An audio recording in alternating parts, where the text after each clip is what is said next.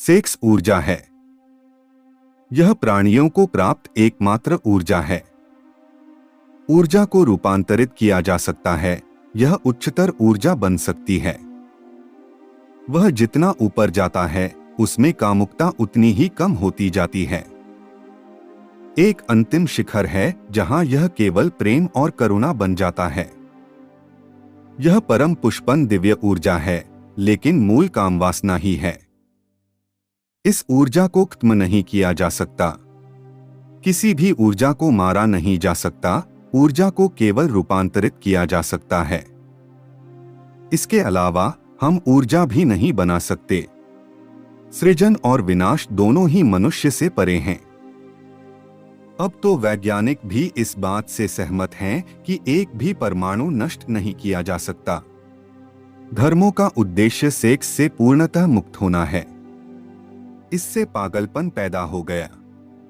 जितना अधिक तुम लड़ते हो, जितना अधिक तुम दबाते हो, उतना अधिक तुम कामुक हो जाते हो, और तब सेक्स अचेतन में गहराई तक उतर जाता है।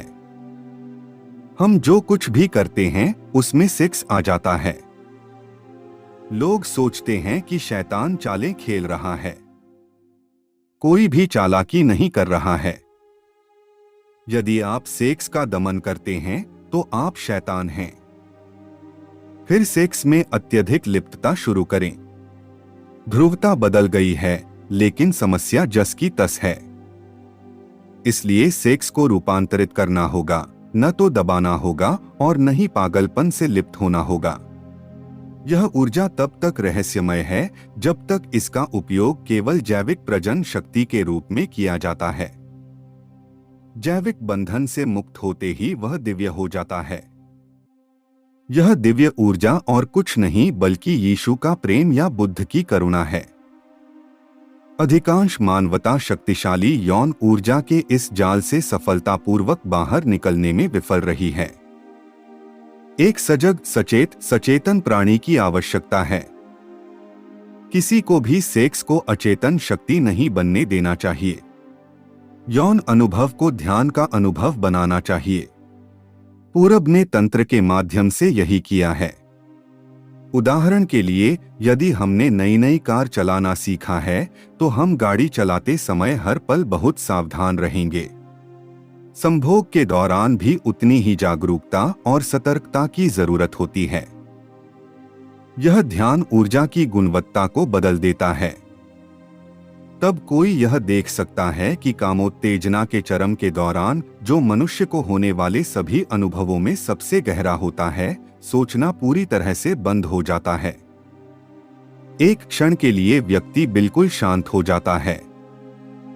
इस समय एक सतर्क दिमाग इस बात की सराहना कर सकता है कि यह वह सेक्स नहीं है जिसने यह आनंद और परमानंद दिया है, बल्कि यह मन की विचारहीन स्थिति है। हमें यह भी पता चला है कि सबसे कुरूप महिलाएं भी एक सुंदर महिला के समान ही चरम सुख दे सकती हैं। ऐसा इसलिए है क्योंकि अनुभव आंतरिक है।